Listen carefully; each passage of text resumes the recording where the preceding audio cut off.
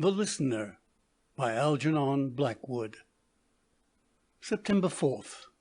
I have hunted all over London for rooms suited to my income of £120 a year, and have at last found them. 2 rooms, without modern conveniences, it is true, and in an old ramshackle building, but within a stone's throw of P Place, and in an eminently respectable street. The rent is only £25 a year. I had begun to despair, when at last I found them by chance. The chance was a mere chance, and unworthy of record. I had to sign a lease for a year, and I did so willingly. The furniture from our old place in Hampshire, which has been stored so long, will just suit them. October 1st. Here I am in my 2 rooms in the centre of London, and not far from the offices of the periodicals, where occasionally I dispose of an article or 2. The building is at the end of a cul-de-sac. The alley is well paved and clean, and lined chiefly with the backs of sedate and institutional-looking buildings. There is a stable in it. My own house is dignified with the title of Chambers, and I feel as if one day the honour must prove too much for it, and it will swell with pride and fall asunder. It is very old. The floor of my sitting-room has valleys and low hills on it, and the top of the door slants away from the ceiling with a glorious disregard of what is usual. They must have quarrelled 50 years ago, and have been going apart ever since. October 2nd. My landlady is old and thin, with a faded, dusty face. She is uncommunicative. The few words she utters seem to cost her pain, and probably her lungs are half choked with dust.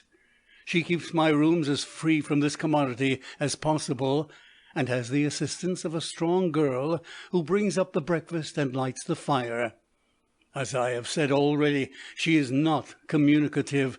In reply to pleasant efforts on my part, she informed me briefly that I was the only occupant of the house at present. My rooms had not been occupied for some years. There had been other gentlemen upstairs, but they had left. She never looks straight at me when she speaks, but fixes her dim eyes on my middle waistcoat button, till I get nervous and begin to think it isn't on straight, or is the wrong sort of button altogether. October 8th. My week's book is nicely kept, and so far is reasonable. Milk and sugar, 7 pennies. Bread, 6 pennies. Butter, 8 pennies. Marmalade, 6 pennies. Eggs, 1 shilling, 8 pennies. And laundress, 2 shillings, 9 pennies. Oil, 6 pennies. Attendance, 5 shillings. Total, 12 shillings, 2 pennies. The landlady has a son, who, she told me, is, some think, on a omnibus. He comes occasionally to see her. I think he drinks, for he talks very loud, regardless of the hour of the day or night, and tumbles about over the furniture downstairs. All the morning I sit indoors writing articles, verses for the comic papers, a novel I've been at for 3 years, and concerning which I have dreams. A children's book in which the imagination has free rein, and another book which is to last as long as myself, since it is an honest record of my soul's advance or retreat in the struggle of life. Besides these, I keep a book of poems which I use as a safety valve, and concerning which I have no dreams whatsoever. Between the lot, I am always occupied. In the afternoons I generally try to take a walk for my health's sake through Regent's Park into Kensington Gardens, or farther afield to Hampstead Heath. October 10th. Everything went wrong today. I have 2 eggs for breakfast. This morning one of them was bad. I rang the bell for Emily. When she came in I was reading the paper, and without looking up I said, "Eggs bad." "Oh, is it, sir?" she said. "I'll get another one," and went out, taking the egg with her. I waited my breakfast for her return, which was in 5 minutes. She put the new egg on the table and went away, but when I looked down I saw that she had taken away the good egg and left the bad one, all green and yellow, in the slop basin. I rang again. "You've taken the wrong egg," I said. "Oh!" she exclaimed. "I thought the one I took down didn't smell so very bad." In due time she returned with the good egg, and I resumed my breakfast with 2 eggs, but less appetite. It was all very trivial, to be sure, but so stupid that I felt annoyed. The character of that egg influenced everything I did. I wrote a bad article and tore it up. I got a bad headache. I used bad words to myself. Everything was bad, so I chucked work and went for a long walk. I dined at a cheap chop house on my way back, and reached home about 9 o'clock. Rain was just beginning to fall as I came in, and the wind was rising. It promised an ugly night. The alley looked dismal and dreary, and the hall of the house as I passed through it felt chilly as a tomb. It was the first stormy night I had experienced in my new quarters. The draughts were awful. They came criss-cross, met in the middle of the room, and formed eddies and whirlpools and cold silent currents that almost lifted the hair of my head. I stuffed up the sashes of the windows with neckties and odd socks, and sat over the smoky fire to keep warm. First I tried to write, but found it too cold. My hand turned to ice on the paper. What tricks the wind did play with the old place! It came rushing up the forsaken alley with a sound like the feet of a hurrying crowd of people who stopped suddenly at the door. I felt as if a lot of curious folk had arranged themselves just outside and were staring up at my windows. Then they took to their heels again and fled whispering and laughing down the lane, only, however, to return with the next gust of wind and repeat their impertinence. On the other side of my room a single square window opens into a sort of shaft or well that measures about 6 feet across to the back wall of another house. Down this funnel the wind dropped and puffed and shouted. Such noises I never heard before. Between these two entertainments I sat over the fire in a great coat, listening to the deep booming in the chimney. It was like being in a ship at sea, and I almost looked for the floor to rise in undulations and rock to and fro. October 12th. I wish I were not quite so lonely and so poor, and yet I love both my loneliness and my poverty. The former makes me appreciate the companionship of the wind and rain, while the latter preserves my liver and prevents me wasting time in dancing attendance upon women. Poor ill-dressed men are not acceptable attendants. My parents are dead, and my only sister is, no, not dead exactly, but married to a very rich man. They travel most of the time, he to find his health, she to lose herself. Through sheer neglect on her part, she has long passed out of my life. The door closed when, after an absolute silence of 5 years, she sent me a cheque for £50 at Christmas. It was signed by her husband. I returned it to her in 1,000 pieces and in an unstamped envelope, so at least I had the satisfaction of knowing that it cost her something. She wrote back with a broad quill pen that covered a whole page with 3 lines. "You are evidently as cracked as ever, and rude and ungrateful into the bargain." It had always been my special terror lest the insanity of my father's family should leap across the generations and appear in me. This thought haunted me, and she knew it. So after this little exchange of civilities, the door slammed, never to open again. I heard the crash it made, and with it the falling from the walls of my heart of many little bits of china with their own peculiar value. Rare china, some of it, that only needed dusting. The same walls, too, carried mirrors in which I used sometimes to see reflected the misty lawns of childhood, the daisy chains, the wind-torn blossoms scattered through the orchard by warm rains, the robber's cave in the long walk, and the hidden store of apples in the hayloft. She was my inseparable companion then, but when the door slammed, the mirrors cracked across their entire length, and the visions they held vanished forever. Now I am quite alone, At 41 cannot begin all over again to build up careful friendships, and all others are comparatively worthless. October 14th. My bedroom is 10 by 10. It is below the level of the front room, and a step leads down into it. Both rooms are very quiet on calm nights, for there is no traffic down this forsaken alleyway. In spite of the occasional larks of the wind, it is a most sheltered strip.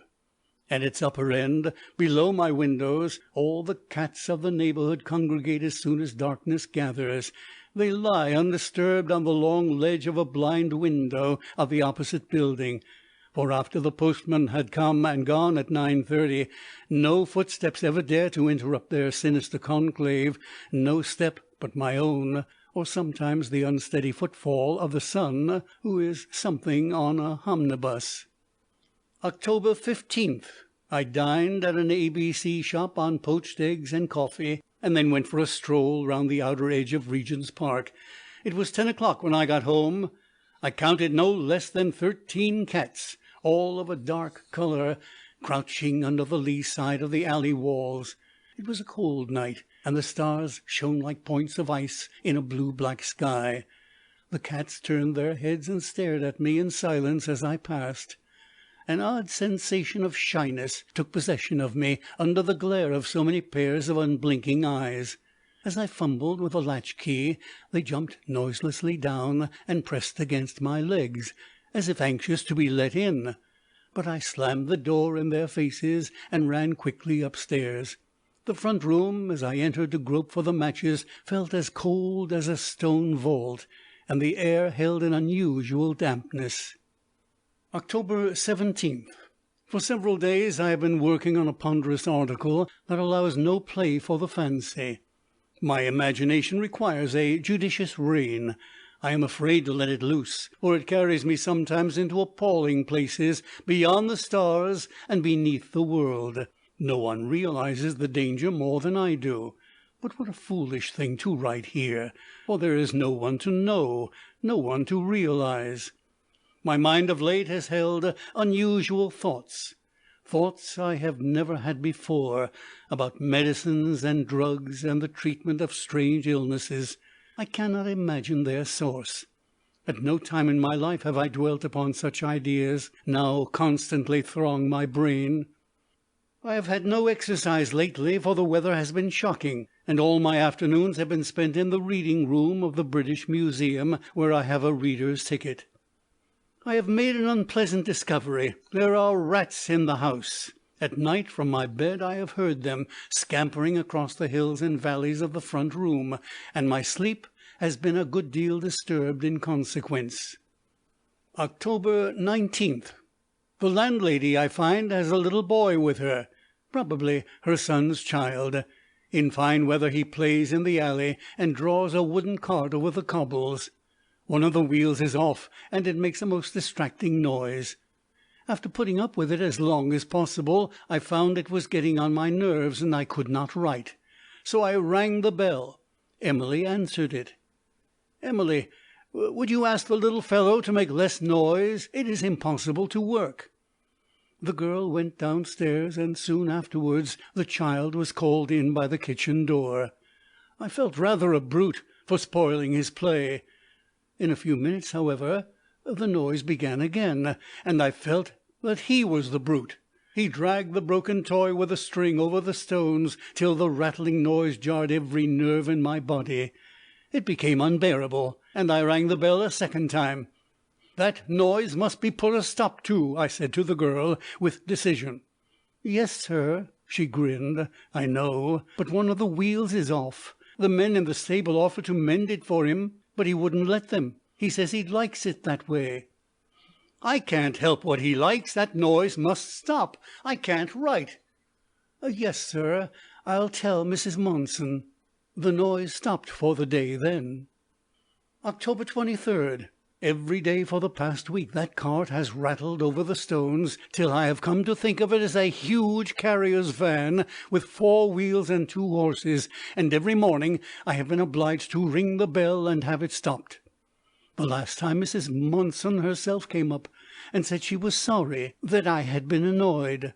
the sound should not occur again. With rare discursiveness she went on to ask if I was comfortable, and how I liked the rooms. I replied cautiously. I mentioned the rats. She said they were mice.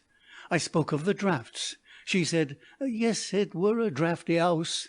I referred to the cats, and she said they had been as long as she could remember. By way of conclusion she informed me that the house was over 200 years old, and that the last gentleman who had occupied my rooms was a painter, who had real chimney buoys and raffles hanging all over the walls. It took me some moments to discern that Cimabue and Raphael were in the woman's mind. October 24th. Last night the son, who is something on a omnibus, came in. He had evidently been drinking, for I heard loud and angry voices below in the kitchen long after I had gone to bed. Once, too, I caught the singular words rising up to me through the floor. "Burning from top to bottom is the only thing that'll ever make this 'ouse right." I knocked on the floor, and the voices ceased suddenly, though later I again heard their clamour in my dreams. These rooms are very quiet, almost too quiet sometimes. On windless nights they are silent as the grave, and the house might be miles in the country. The roar of London's traffic reaches me only in heavy, distant vibrations. It holds an ominous note sometimes, like that of an approaching army, or an immense tidal wave very far away, thundering in the night. October 27th. Mrs. Monson, though admirably silent, is a foolish, fussy woman. She does such stupid things. In dusting the room she puts all my things in the wrong places. The ash-trays, which should be on the writing-table, she sets in a silly row on the mantelpiece. The pen-tray, which should be beside the inkstand, she hides away cleverly among the books on my reading-desk. My gloves she arranges daily in idiotic array upon half-filled bookshelves, and I always have to rearrange them on the low table by the door. She places my armchair at impossible angles between the fire and the light, and the tablecloth, the one with Trinity Hall stains, she puts on the table in such a fashion that when I look at it I feel as if my tie and all my clothes were on crooked and awry. She exasperates me. Her very silence and meekness are irritating. Sometimes I feel inclined to throw the inkstand at her, just to bring an expression into her watery eyes, and a squeak from those colourless lips. Dear me, what violent expressions I am making use of! How very foolish of me! And yet it almost seems as if the words were not my own, but had been spoken into my ear. I mean, I never make use of such terms naturally. October 30th. I have been here a month. The place does not agree with me, I think. My headaches are more frequent and violent, and my nerves are a perpetual source of discomfort and annoyance. I have conceived a great dislike for Mrs. Monson, a feeling I am certain she reciprocates. Somehow the impression comes frequently to me that there are goings-on in this house of which I know nothing, and which she is careful to hide from me. Last night her son slept in the house, and this morning, as I was standing at the window, I saw him go out. He glanced up and caught my eye. It was a loutish figure and a singularly repulsive face that I saw, and he gave me the benefit of a very unpleasant leer. At least, so I imagined. Evidently I am getting absurdly sensitive to trifles, and I suppose it is my disordered nerves making themselves felt.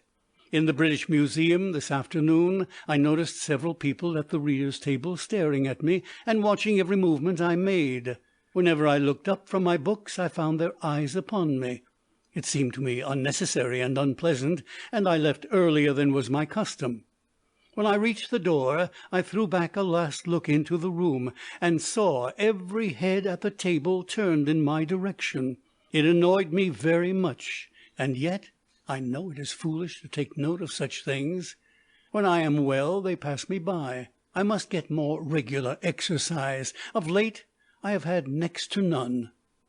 November 2nd. The utter stillness of this house is beginning to oppress me. I wish there were other fellows living upstairs. No footsteps ever sound overhead, and no tread ever passes my door to go up the next flight of stairs. I am beginning to feel some curiosity to go up myself and see what the upper rooms are like. I feel lonely here, and isolated, swept into a deserted corner of the world, and forgotten. Once I actually caught myself gazing into the long cracked mirrors, trying to see the sunlight dancing beneath the trees in the orchard. But only deep shadows seemed to congregate there now, and I soon desisted. It has been very dark all day, and no wind stirring. The fogs have begun. I had to use a reading lamp all this morning. There was no cart to be heard to-day. I actually missed it. This morning, in the gloom and silence, I think I could almost have welcomed it. After all, the sound is a very human one, and this empty house at the end of the alley holds other noises that are not quite so satisfactory. I have never once seen a policeman in the lane, and the postman always hurries out with no evidence of a desire to loiter. 10 p.m. As I write this, I hear no sound but the deep murmur of the distant traffic and the low sighing of the wind. The two sounds melt into one another. Now and again a cat raises its shrill, uncanny cry upon the darkness. The cats are always there under my windows when the darkness falls. The wind is dropping into the funnel with a noise like the sudden sweeping of immense distant wings. It is a dreary night. I feel lost and forgotten. November 3rd. From my windows I can see arrivals. When anyone comes to the door I can just see the hat and shoulders and the hand on the bell. Only 2 fellows have been to see me since I came here 2 months ago. Both of them I saw from the window before they came up, and heard their voices asking if I was in. Neither of them ever came back. I have finished the ponderous article. On reading it through, however, I was dissatisfied with it, and drew my pencil through almost every page. There were strange expressions and ideas in it that I could not explain, and viewed with amazement, not to say alarm. They did not sound like my very own, and I could not remember having written them. Can it be that my memory is beginning to be affected? My pens are never to be found. That stupid old woman puts them in a different place every day. I must give her due credit for finding so many new hiding-places. Such ingenuity is wonderful. I have told her repeatedly, but she always says, "I'll speak to Emily, sir." Emily always says, "I'll tell Mrs. Monson, sir." Their foolishness makes me irritable, and scatters all my thoughts. I should like to stick the lost pens into them and turn them out blind-eyed to be scratched and mauled by those 1,000 hungry cats. Phew! What a ghastly thought! Where in the world did it come from? Such an idea is no more my own than it is the policeman's, and yet I felt I had to write it. It was like a voice singing in my head, and my pen wouldn't stop till the last word was finished. What ridiculous nonsense! I must and will restrain myself. I must take more regular exercise. My nerves and liver plague me horribly. November 4th. I attended a curious lecture in the French Quarter on death, but the room was so hot and I was so weary that I fell asleep. The only part I heard, however, touched my imagination vividly. Speaking of suicides, the lecturer said that self-murder was no escape from the miseries of the present, but only a preparation of greater sorrow for the future. Suicides, he declared, cannot shirk their responsibilities so easily. They must return to take up life exactly where they laid it so violently down, but with the added pain and punishment of their weakness. Many of them wander the earth in unspeakable misery till they can reclothe themselves in the body of someone else, generally a lunatic or weak-minded person who cannot resist the hideous obsession. This is their only means of escape. Surely a weird and horrible idea. I wish I had slept all the time and not heard it at all. My mind is morbid enough without such ghastly fancies, such mischievous propaganda that should be stopped by the police. I'll write to the Times and suggest it. Good idea. I walked home through Greek Street, Soho, and imagined that 100 years had slipped back into place, and De Quincey was still there, haunting the night with his invocations to his just, subtle, and mighty drug. His vast dream seemed to hover not very far away. Once started in my brain, the pictures refused to go away, and I saw him sleeping in that cold, tenantless mansion, with a strange little waif who was afraid of its ghosts, both together in the shadows under a single horseman's cloak, or wandering in the companionship of the spectral Anne, or later still on his way to the eternal rendezvous at the foot of Great Titchfield Street, the rendezvous she never was able to keep. What an unutterable gloom, what an untold horror of sorrow and suffering comes over me as I try to realize something of what that man, boy he then was, must have taken into his lonely heart. As I came up the alley, I saw a light in the top window, and a head and shoulders thrown in an exaggerated shadow upon the blind. I wondered what the sun could be doing up there at such an hour. November 5th. This morning, while writing, someone came up the creaking stairs and knocked cautiously at my door. Thinking it was the landlady, I said, "Come in." The knock was repeated, and I cried louder, "Come in, come in!" But no one turned the handle, and I continued my writing with a vexed, "Well, stay out then," under my breath. Went on writing. I tried to, but my thoughts had suddenly dried up at their source. I could not set down a single word.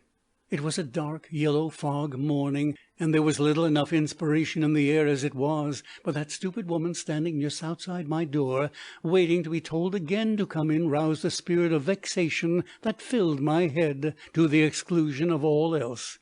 At last I jumped up and opened the door myself. "What do you want, and why in the world don't you come in?" I cried out, but the words dropped into empty air. There was no one there. The fog poured up the dingy staircase in deep yellow coils, but there was no sign of a human being anywhere. I slammed the door with imprecations upon the house and its noises, and went back to my work. A few minutes later Emily came in with a letter. "Were you or Mrs. Monson outside a few minutes ago knocking at my door?" "No, sir." "Are you sure?" "Mrs. Monson's gone to market, and there's no one but me and the child in the old house, and I've been washing the dishes for the last hour, sir."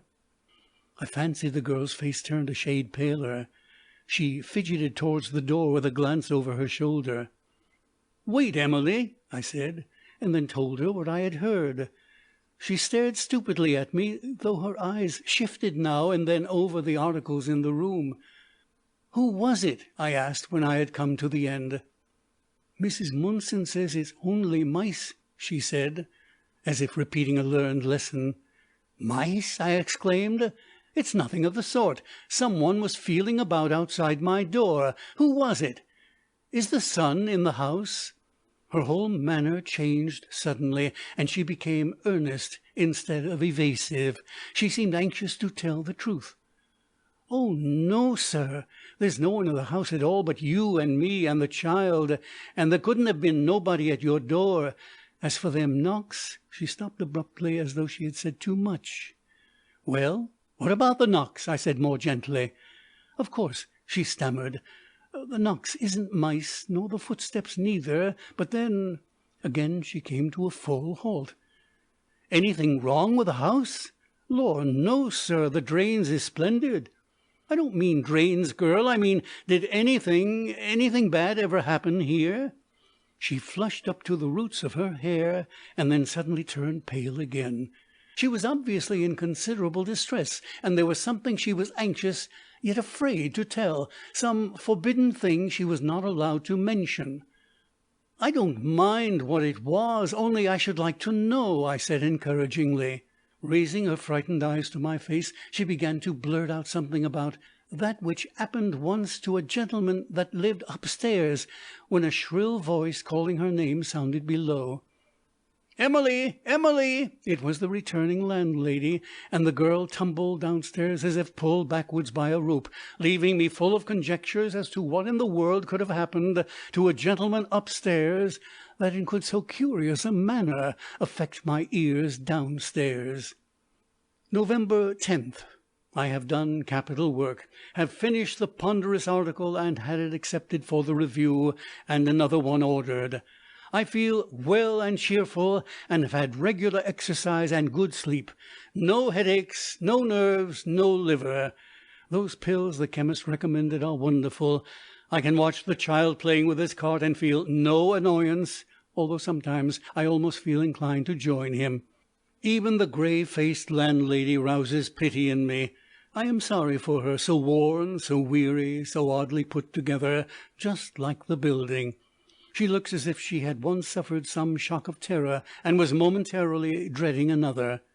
When I spoke to her today, very gently, about not putting the pens in the ash-tray and the gloves on the hook-shelf, she raised her faint eyes to mine for the first time and said, with a ghost of a smile, "I'll try and remember, sir." I felt inclined to pat her on the back and say, "Come, cheer up and be jolly. Life's not so bad after all. Oh, I am much better. There's nothing like open air and success and good sleep. They build up, as if by magic, the portions of the heart eaten down by despair and unsatisfied yearnings. Even to the cats I feel friendly. When I came in at 11 o'clock to-night, they followed me to the door in a stream, and I stooped down to stroke the one nearest to me. Bah! The brute hissed and spat, and struck at me with her paws.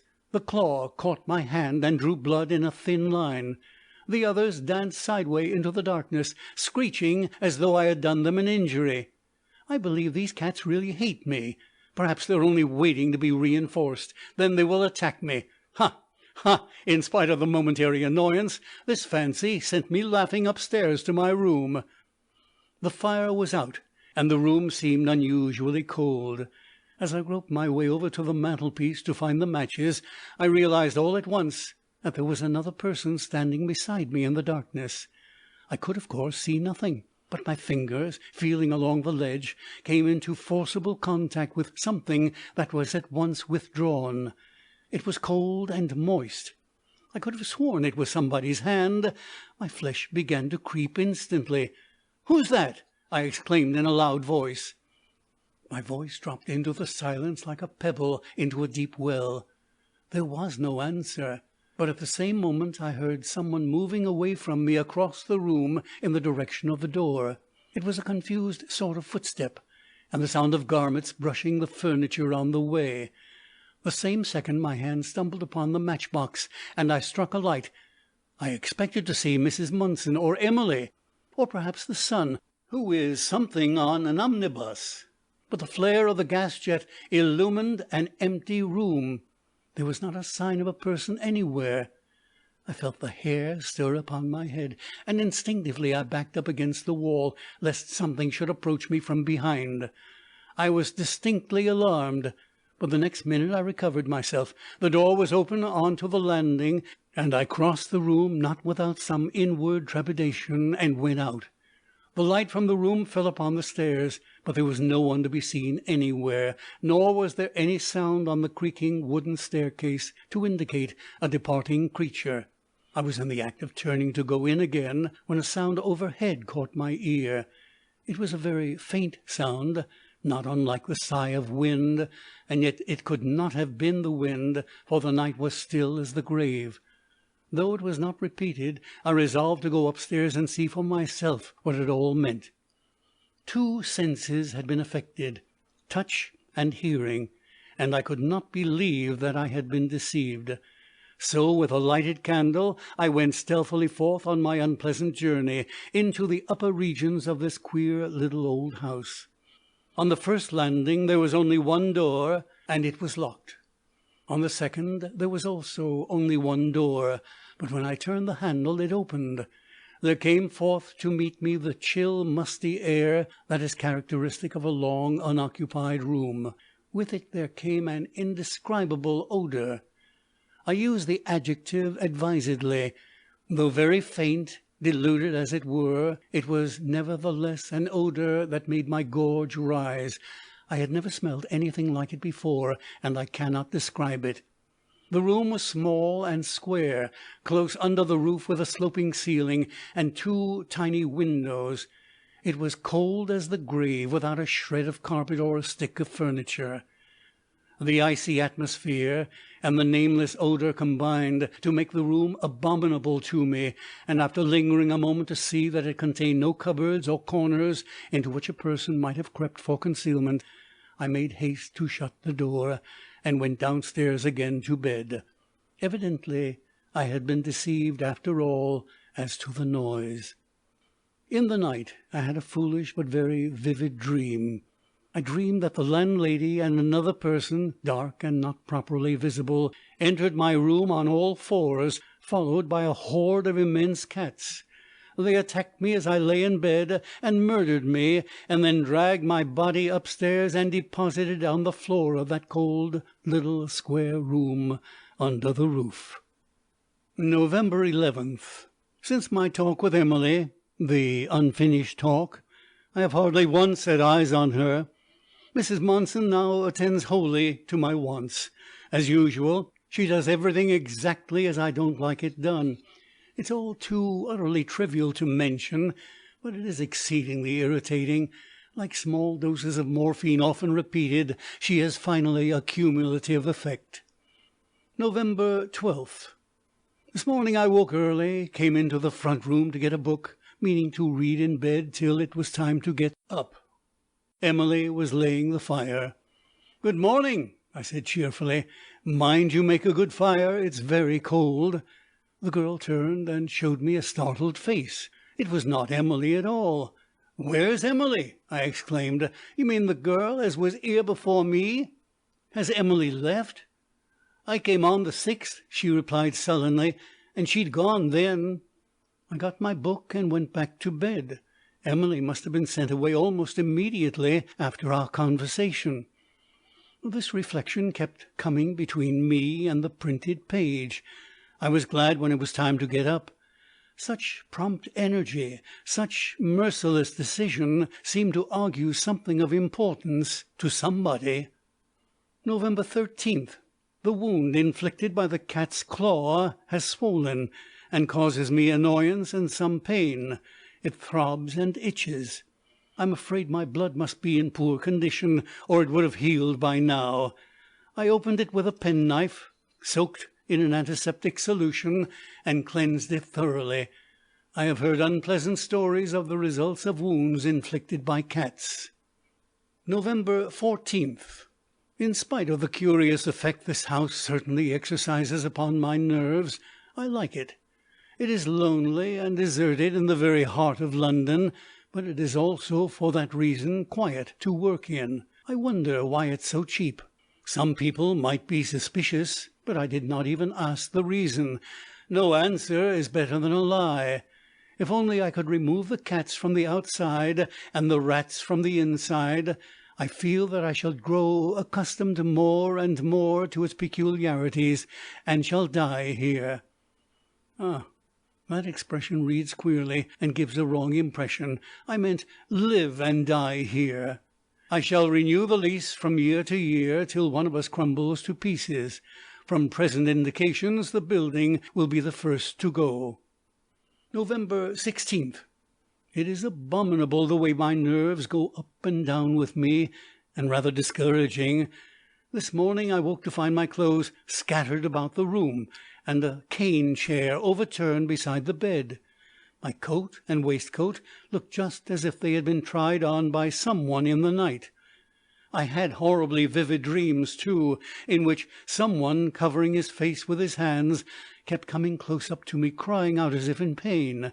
"Where can I find covering? Oh, who will clothe me?" How silly! And yet it frightened me a little.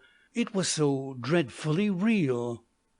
It is now over a year since I last walked in my sleep, and woke up with such a shock on the cold pavement of Earl's Court Road, where then I lived. I thought I was cured, but evidently not. This discovery has rather a disquieting effect upon me. To-night I shall resort to the old trick of tying my toe to the bedpost. November 17th.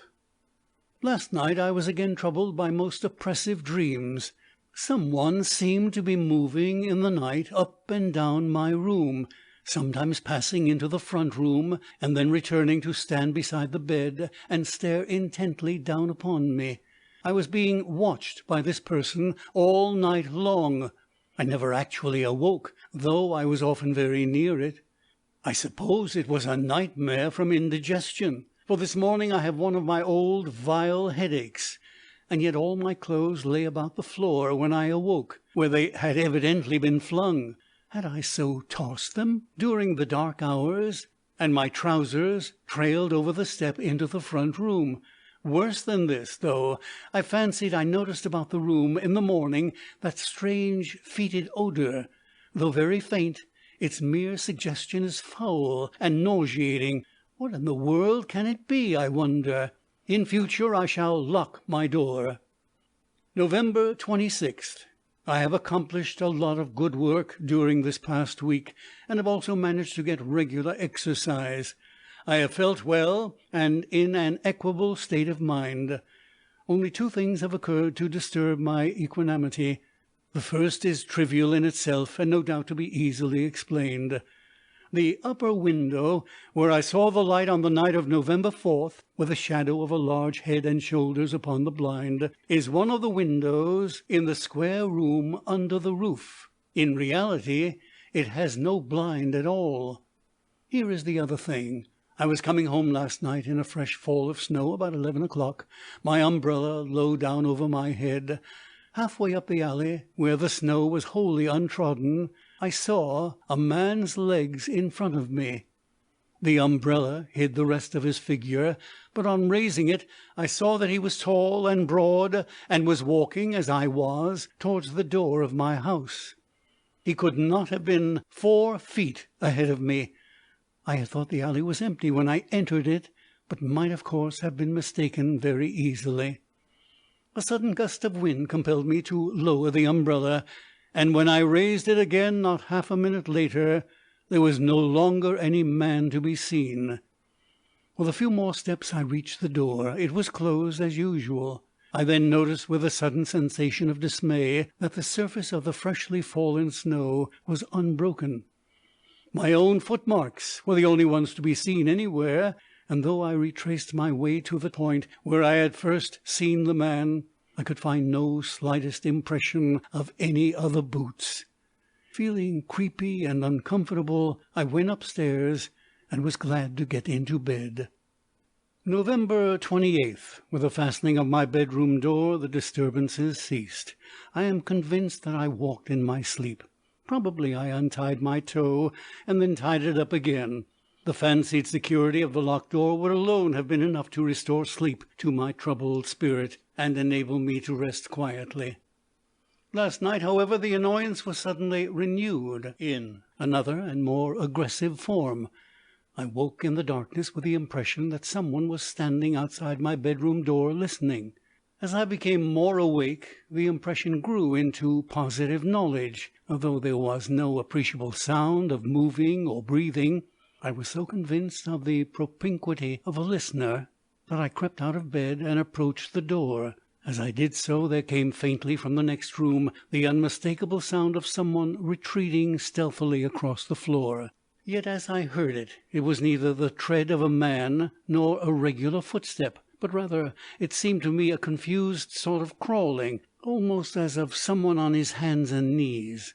I unlocked the door in less than a second, and passed quickly into the front room, and I could feel, as by the subtlest imaginable vibrations upon my nerves, that the spot I was standing in had just that instant been vacated. The listener had moved. He was now behind the other door, standing in the passage, and yet this door was also closed. I moved swiftly and as silently as possible across the floor, and turned the handle. A cold rush of air met me from the passage, and sent shiver after shiver down my back. There was no one in the doorway, and there was no one on the little landing. There was no one moving down the staircase, and yet I had been so quick that this midnight listener could not be very far away, and I felt that if I persevered I should eventually come face to face with him. and the courage that came so opportunely to overcome my nervousness and horror seemed born of the unwelcome conviction that it was somehow necessary for my safety as well as my sanity that I should find this intruder and force his secret from him. For was it not the intent action of his mind upon my own in concentrated listening that had awakened me with such a vivid realization of his presence? Advancing across the narrow landing, I peered down into the well of the little house. There was nothing to be seen. No one was moving in the darkness. How cold the oilcloth was to my bare feet! I cannot say what it was that suddenly drew my eyes upward. I only know that, without apparent reason, I looked up and saw a person about halfway up the next turn of the stairs, leaning forward over the balustrade and staring straight into my face. It was a man. He appeared to be clinging to the rail rather than standing on the stairs. The gloom made it impossible to see much beyond the general outline, but the head and shoulders were seemingly enormous, and stood sharply silhouetted against the skylight in the roof immediately above. The idea flashed into my brain in a moment that I was looking into the visage of something monstrous. The huge skull, the mane-like hair, the wide humped shoulders suggested, in a way I did not pause to analyze, that which was scarcely human. And for some seconds, fascinated by horror, I returned the gaze and stared into the dark, inscrutable countenance above me, without knowing exactly where I was or what I was doing. Then I realized in quite a new way that I was face to face with a secret midnight listener, and I steeled myself as best I could for what was about to come. The source of the rash courage that came to me at this awful moment will ever be to me an inexplicable mystery. Though shivering with fear and my forehead wet with an unholy dew, I resolved to advance. 20 questions leaped to my lips. What are you? What do you want? Why do you listen and watch? Why do you come into my room? But none of them found articulate utterance. I began forthwith to climb the stairs, and with the first signs of my advance he drew himself back into the shadows and began to move. 2. He retreated as swiftly as I advanced. I heard the sound of his crawling motion a few steps ahead of me, ever maintaining the same distance. When I reached the landing he was halfway up the next flight, and when I was halfway up the next flight he had already arrived at the top landing. I then heard him open the door of the little square room under the roof and go in. Immediately, though the door did not close after him, the sound of his moving entirely ceased. At this moment I longed for a light, or a stick, or any weapon whatsoever, but I had none of these things, and it was impossible to go back. And so I marched steadily up the rest of the stairs, and in less than a minute found myself standing in the gloom, face to face with the door through which this creature had just entered. For a moment I hesitated. The door was about halfway open, and the listener was standing evidently in his favourite attitude just behind it, listening. To search through that dark room for him seemed hopeless. To enter that same small space where he was seemed horrible. The very idea filled me with loathing, and I almost decided to turn back.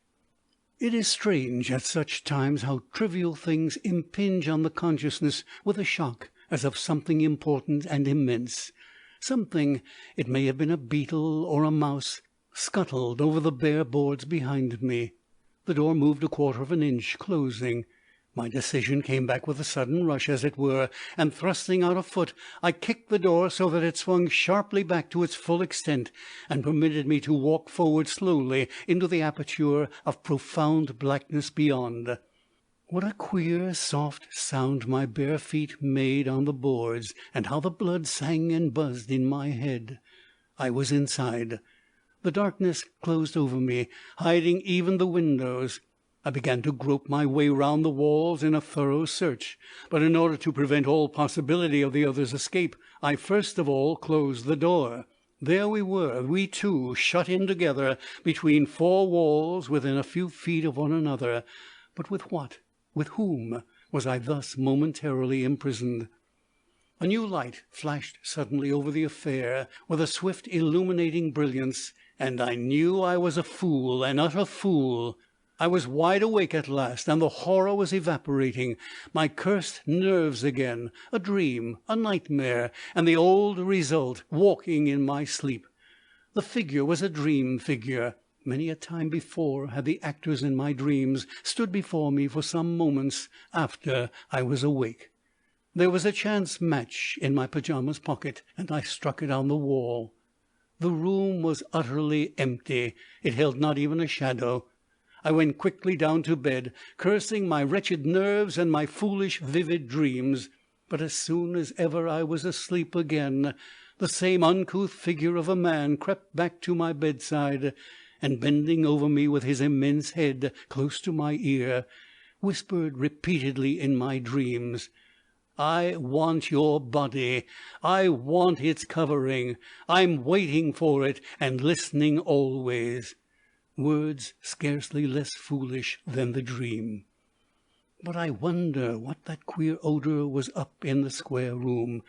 I noticed it again and stronger than ever before, and it seemed to be also in my bedroom when I woke this morning. November 29th. Slowly, as moonbeams rise over a misty sea in June, the thought is entering my mind that my nerves and somnambulistic dreams do not adequately account for the influence this house exercises upon me. It holds me as with a fine invisible net. I cannot escape it if I would. It draws me, and it means to keep me. November 30th. The post this morning brought me a letter from Aden, forwarded from my old rooms in Earl's Court. It was from Chapter, my former Trinity chum, who was on his way home from the East, and he asks for my address. I sent it to him at the hotel he mentioned to await arrival. As I have already said, my windows command a view of the alley, and I can see an arrival without difficulty. This morning, while I was busy writing, the sound of footsteps coming up the alley filled me with a sense of vague alarm that I could in no way account for. I went over to the window and saw a man standing below, waiting for the door to be opened. His shoulders were broad, his top hat glossy, and his overcoat fitted beautifully round the collar. All this I could see, but no more. Presently the door was opened, and the shock to my nerves was unmistakable when I heard a man's voice ask, "Is Mr. still here?" mentioning my name. I could not catch the answer, but it could only have been in the affirmative, for the man entered the hall, and the door shut to behind him. But I waited in vain for the sound of his steps on the stairs. There was no sound of any kind. It seemed to me so strange that I opened my door and looked out. No one was anywhere to be seen. I walked across the narrow landing and looked through the window that commands the whole length of the alley. There was no sign of a human being coming or going. The lane was deserted. Then I deliberately walked downstairs into the kitchen, and asked the grey-faced landlady if a gentleman had just that minute called for me. The answer, given with an odd, weary sort of smile, was no. December 1st. I feel genuinely alarmed and uneasy over the state of my nerves. Dreams are dreams, but never before have I had dreams in broad daylight. I'm looking forward very much to Chapter's arrival. He is a capital fellow, vigorous, healthy, with no nerves and even less imagination, and he has £2,000 a year into the bargain. Periodically he makes me offers. The last was to travel round the world with him as secretary, which was a delicate way of paying my expenses and giving me some pocket money. Offers, however, which I invariably decline. I prefer to keep his friendship. Women could not come between us, money might, and therefore I give it no opportunity. Chapter always laughed at what he called my fancies, being himself possessed only of that thin-blooded quality of imagination which is ever associated with the prosaic-minded man. Yet, if taunted with this obvious lack, his wrath is deeply stirred. His psychology is that of a crass materialist, always a rather funny article. It will afford me genuine relief none the less to hear the cold judgment his mind will have to pass upon the story of this house as I shall have it to tell. December 2nd. The strangest part of it all I have not referred to in this brief diary. Truth to tell, I've been afraid to set it down in black and white. I have kept it in the background of my thoughts, preventing it as far as possible from taking shape. In spite of my efforts, however, it has continued to grow stronger. Now that I have come to face the issue squarely, it is harder to express than I imagined. Like a half-remembered melody that trips in the head but vanishes the moment you try to sing it. These thoughts form a group in the background of my mind, behind my mind, as it were, and refuses to come forward. They are crouching, ready to spring, but the actual leap never takes place. In these rooms, except when my mind is strongly concentrated on my own work, I find myself suddenly dealing in thoughts and ideas that are not my own. New, strange conceptions, wholly foreign to my temperament, are forever cropping up in my head. What precisely they are is of no particular importance. The point is that they are entirely apart from the channel in which my thoughts have hitherto been accustomed to flow. Especially they come when my mind is at rest, unoccupied, when I am dreaming over the fire, or sitting with a book which fails to hold my attention. Then these thoughts, which are not mine, spring into life and make me feel exceedingly uncomfortable. Sometimes they are so strong that I almost feel as if someone were in the room beside me, thinking aloud. Evidently my nerves and liver are shockingly out of order. I must work harder and take more vigorous exercise. The horrid thoughts never come when my mind is much occupied, but they are always there, waiting and, as it were, alive. What I have attempted to describe above came first upon me gradually, after I had been some days in the house, and then grew steadily in strength. The other strange thing has come to me only twice in all these weeks. It appalls me. It is the consciousness of the propinquity of some deadly and loathsome disease. It comes over me like a wave of fever heat, and then passes off, leaving me cold and trembling. The air seems for a few seconds to become tainted, so penetrating and convincing is the thought of this sickness, that on both occasions my brain has turned momentarily dizzy, and through my mind, like flames of white heat, have flashed the ominous names of all the dangerous illnesses I know.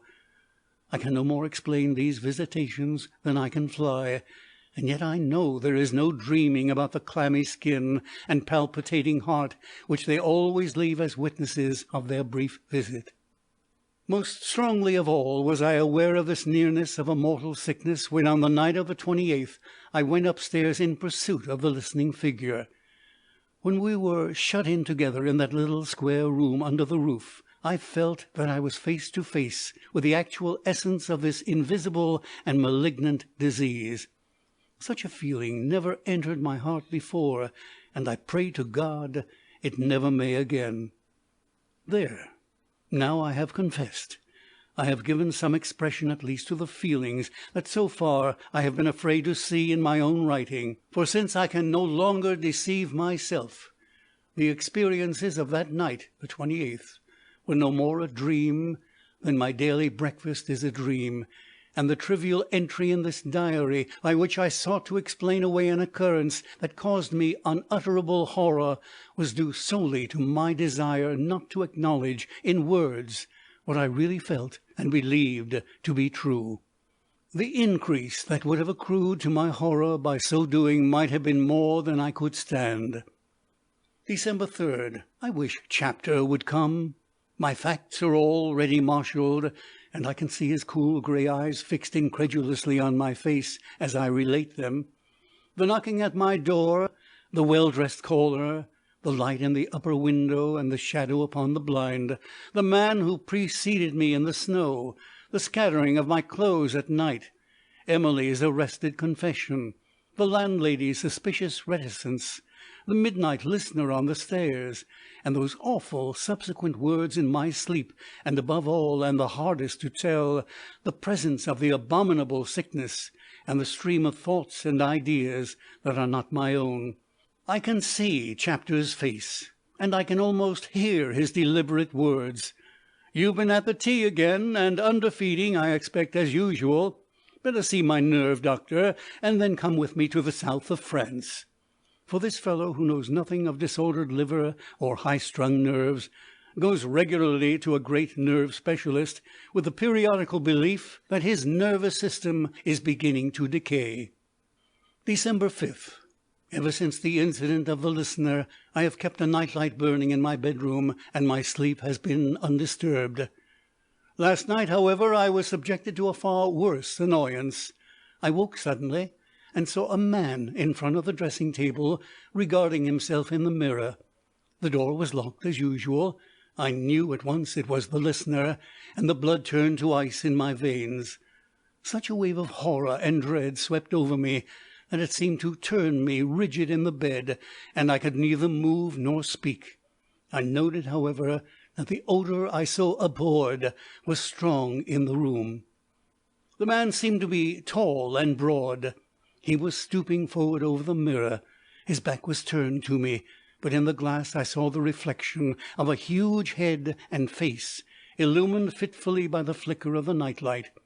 The spectral grey of very early morning, stealing in round the edges of the curtain, lent an additional horror to the picture, for it fell upon hair that was tawny and mane-like, hanging loosely about a face whose swollen, rugose features bore the once seen, never forgotten, leonine expression of...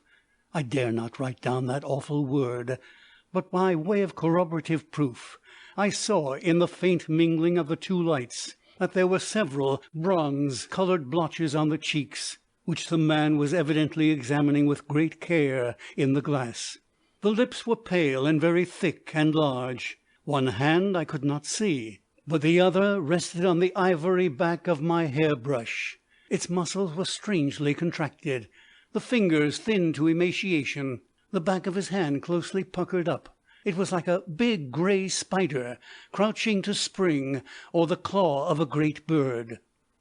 The full realization that I was alone in the room with this nameless creature, almost within arm's reach of him, overcame me to such a degree that when he suddenly turned and regarded me with his small beady eyes, wholly out of proportion to the grandeur of their massive setting, I sat bolt upright in bed, uttered a loud cry, and then fell back in a dead swoon of terror upon the bed. December 6th. When I came to this morning, the first thing I noticed was that my clothes were strewn all over the floor. I find it difficult to put my thoughts together, and have sudden accesses of violent trembling. I was determined that I would go at once to Chapter's hotel and find out when he is expected. I cannot refer to what happened in the night. It is too awful, and I have to keep my thoughts rigorously away from it. I feel light-headed and queer. Couldn't eat any breakfast, and have twice vomited with blood. While dressing to go out, a hansom rattled up noisily over the cobbles, and a minute later the door opened, and to my great joy in walked the very subject of my thoughts. The sight of his strong face and quiet eyes had an immediate effect upon me, and I grew calmer again. His very handshake was a sort of tonic. But as I listened eagerly to the deep tones of his reassuring voice, and the visions of the night-time paled a little, I began to realize how very hard it was going to be to tell him my wild, intangible tale. Some men radiate an animal vigour that destroys the delicate woof of a vision and effectually prevents its reconstruction. Chapter was one of these men.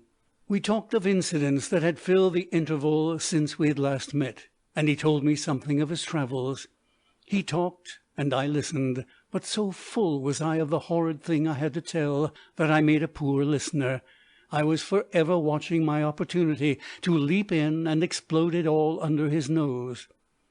Before very long, however, it was borne in upon me that he too was merely talking for time. He too held something of importance in the background of his mind, something too weighty to let fall till the right moment presented itself, so that during the whole of the first half-hour we were both waiting for the psychological moment in which properly to release our respective bombs, and the intensity of our mind's action set up opposing forces that merely sufficed to hold one another in check, and nothing more. As soon as I realized this, therefore, I resolved to yield. I renounced for the time my purpose of telling my story, and had the satisfaction of seeing that his mind, released from the restraint of my own, at once began to make preparations for the discharge of its momentous burden. The talk grew less and less magnetic. The interest waned. The descriptions of his travels became less alive. There were pauses between his sentences, and presently he repeated himself. His words clothed no living thoughts. The pauses grew longer, and then the interest dwindled altogether and went out like a candle in the wind. His voice ceased, and he looked up squarely into my face with serious and anxious eyes. The psychological moment had come at last. "I say," he began, and then stopped short. I made an unconscious gesture of encouragement, but said no word. I dreaded the impending disclosure exceedingly. A dark shadow seemed to precede it. "I say," he blurted out at last, "what in the world made you ever come to this place? To these rooms, I mean?" "They're cheap, for one thing," I began, "and central and—" "They're too cheap," he interrupted. "Didn't you ask what made 'em so cheap?" "It never occurred to me at the time." There was a pause in which he avoided my eyes. "For God's sake, go on, man, and tell it!" I cried, for the suspense was getting more than I could stand in my nervous condition. "This was where Blunt lived so long," he said quietly, "and where he died. You know, in the old days I often used to come here and see him and do what I could to alleviate his—" He stuck fast again. "Well," I said with a great effort, "please go on, faster." "But," Chapter went on, turning his face to the window with a perceptible shiver, "he finally got so terrible I simply couldn't stand it, though I always thought I could stand anything. It got on my nerves and made me dream, and haunted me day and night." I stared at him and said nothing. I had never heard of Blunt in my life, and didn't know what he was talking about. But all the same I was trembling, and my mouth had become strangely dry. "This is the first time I've been back here since," he said almost in a whisper, "and 'pon my word it gives me the creeps. I swear it isn't fit for a man to live in. I never saw you look so bad, old man." "I've got it for a year," I jerked out with a forced laugh. "Signed the lease and all. I thought it was rather a bargain." Chapter shuddered and buttoned his overcoat up to his neck, and then he spoke in a low voice, looking occasionally behind him as though he thought someone was listening. I too could have sworn someone else was in the room with us. "He did it himself, you know, and no one blamed him a bit. His sufferings were awful. For the last 2 years he used to wear a veil when he went out, and even then it was always in a closed carriage. Even the attendant who had nursed him for so long was at length obliged to leave. The extremities of both the lower limbs were gone, dropped off, and he moved about the ground on all fours with a sort of crawling motion. The odour, too, was—" I was obliged to interrupt him here. I could hear no more details of that sort. My skin was moist. I felt hot and cold by turns, for at last I was beginning to understand. "Poor devil," Chapter went on. "I used to keep my eyes closed as much as possible. He always begged to be allowed to take his veil off, and asked if I minded very much. I used to stand by the open window. He never touched me, though. He rented the whole house. Nothing would induce him to leave it." "Did he occupy these very rooms?" "No. He had the little room on the top floor, the square one just under the roof. He preferred it because it was dark. These rooms were too near the ground, and he was afraid people might see him through the windows. A crowd had been known to follow him up to the very door, and then stand below the windows in the hope of catching a glimpse of his face." "But there were hospitals." "He wouldn't go near one, and they didn't like to force him. You know, they say it's not contagious, so there was nothing to prevent him staying here if he wanted to. He spent all his time reading medical books about drugs and so on. His head and face was something appalling, just like a lion's." I held up my hand to arrest further description. "He was a burden to the world, and he knew it. One night I suppose he realized it too keenly to wish to live. He had the free use of drugs, and in the morning he was found dead on the floor. 2 years ago that was, and they said then he had still several years to live. "Then, in heaven's name," I cried, unable to bear the suspense any longer, "tell me what it was he had, and be quick about it." "I thought you knew," he exclaimed with genuine surprise. "I thought you knew." He leaned forward, and our eyes met. In a scarcely audible whisper I caught the words his lips seemed almost afraid to utter. "He was a leper!"